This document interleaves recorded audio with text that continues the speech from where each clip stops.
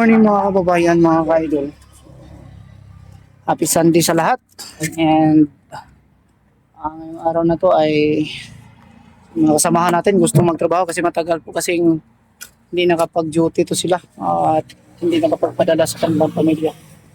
Pero bago ang lahat, mag-intro muna tayo para makapagpatuloy tayo. Let's go.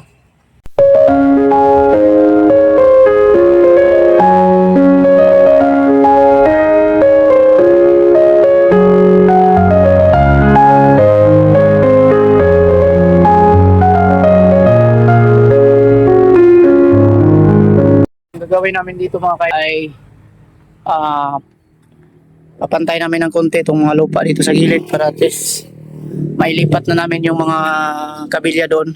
Lipat namin dito para yung pagtambak ng backhoe doon sa pinakadulo ay hindi na po mahirapan. So dito at dito sa kabila ay padlibiran natin ang buhangin dito, no? So yan po yung service natin, yung motor nakatago dyan, no? Inala natin yan galing Davao. Is may service tayo dito. Papunta ng palengke. Mahirap kasi dito, malayo pa ang palengke. Umabot ng mga 5 minutes siguro mga ka-idol. Marating natin yung pinakapalengke. So yeah, ginagawa natin ngayon. Pagkatapos na sa pantay ng lupa ay babalik tayo doon para idugtong tong mga tubular para sa magiging parlens at yung iba ay mag-asintada ng hollow blocks.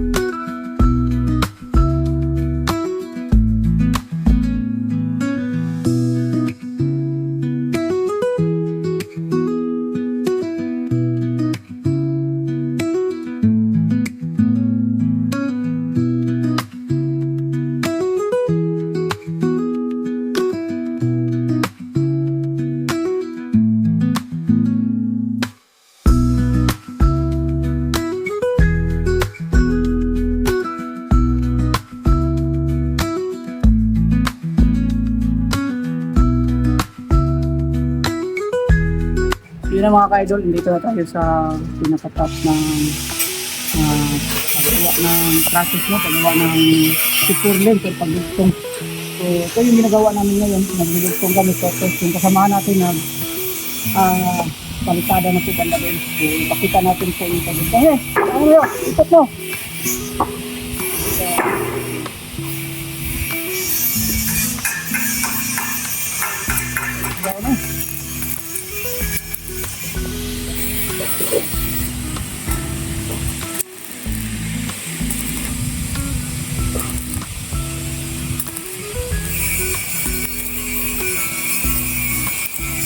Nipis lang po yung gamit na pintubular mga ka-idol. 1.5 nila dito sa April ay manipis.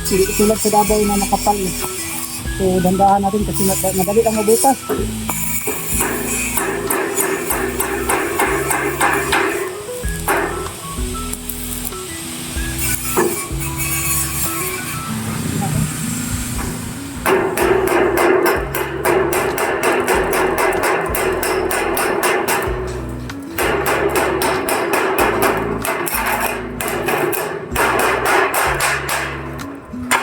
Natin.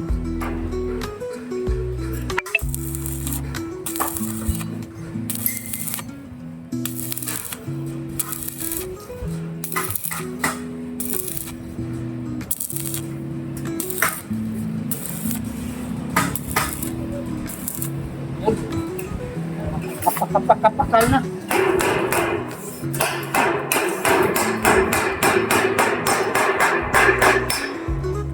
So, ganyan mga kaidolo. Yung kakapal para isa nating mga putol, no? Ganyan lang. gamit natin ano dito, building rod ay ito. Ay, 5mm. Special na ano, building rod. 5mm.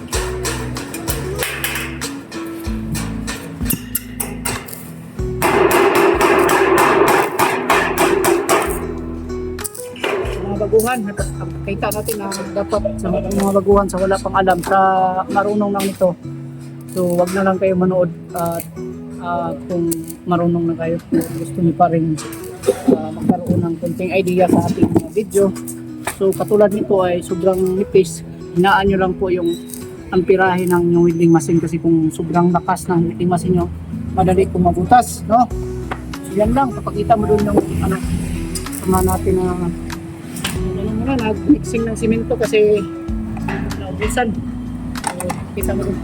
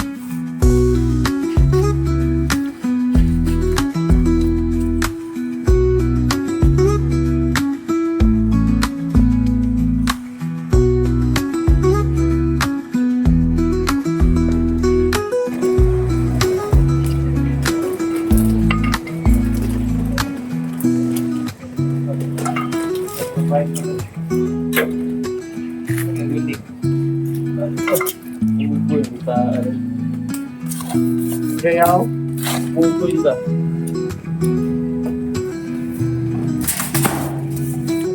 Bakal ano? Ka-orange. Balik ka ito. Oo.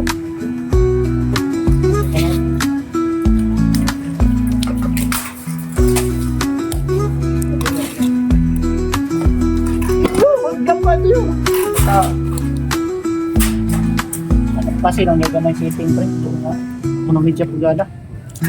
Kasi dito siguro yung dating building dito napaka-privado siguro. Wala sa hulog po yung hollow block siguro o na mga poste ba o hollow block. Kasi dati yung hollow block dito ang ginamit is number 4. So ngayon, tinitingnan namin kung number 4 pa rin yung gagamitin namin dito. Siguro yung magiging palitada namin ay umabot ng mga 2 inches kaya ginamitan namin ng number 4 number 6 po na CHP kasi tama lang po may finishing pa tayo na mga 2 cm 2 cm so ganyan mas madali kasi kung gamitan natin ng number 4 ang mangyayari nito sobrang kapal ng magiging palitada so guys makuha pa rin natin ang pantay na finishing niya.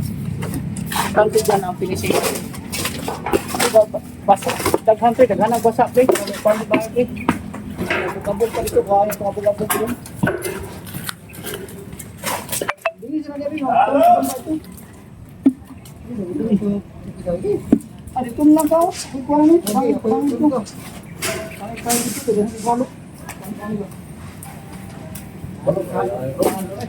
Wala mo yung panari bakit ay gusto ko kapag ulan wala na yung post ko ba mo.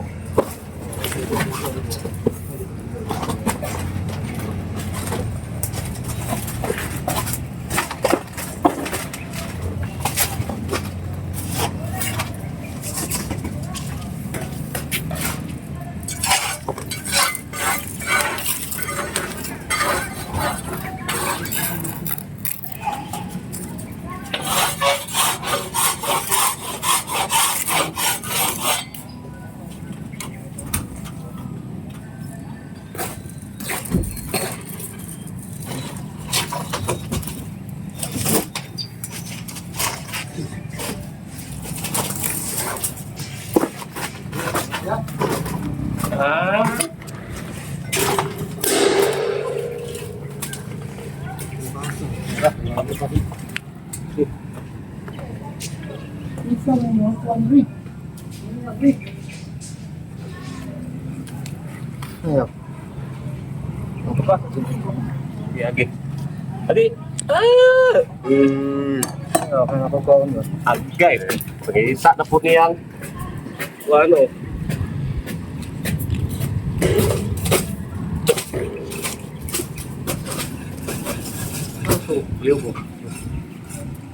Magandang gabi sa inyo lahat sa mga kababayan. Wala pala tayong outro sa ating video kaya nalimutan ko hindi tayo nakapag-outro. Ginabi na. So, yan. Kasi hindi na tayo makaakyat. Gabi na kasi yan sa ginagawa natin. So, magandang gabi sa inyong lahat and salamat sa patuloy niyong suporta and also sa ating mga viewers na hindi na po nakapanood dahil hindi tayo nakapag-shoutout mo. Pasensya na po kayo. Yan lang po. Ingat kayong lahat palagi and always palagi tayong mag-pray sa Panginoon sa araw-araw sa ating mga ginagawa. Mahingi tayo ng kapatawaran din sa ating mga kasalanan. Alam natin mga ka-idol na hindi tayo perfecto na nabubuhay dito sa mundo kahit pa palasimba. Palagi tayong tumatawag sa Panginoon pero mayroon pa rin tayong mga kakaunting kasalanan. Kaya dapat tayong magmingi ng kapatawaran tapos magpasalamat sa mga biyaya sa araw-araw. So God bless us all. Yan lang muna and tamping tanan. Bye-bye.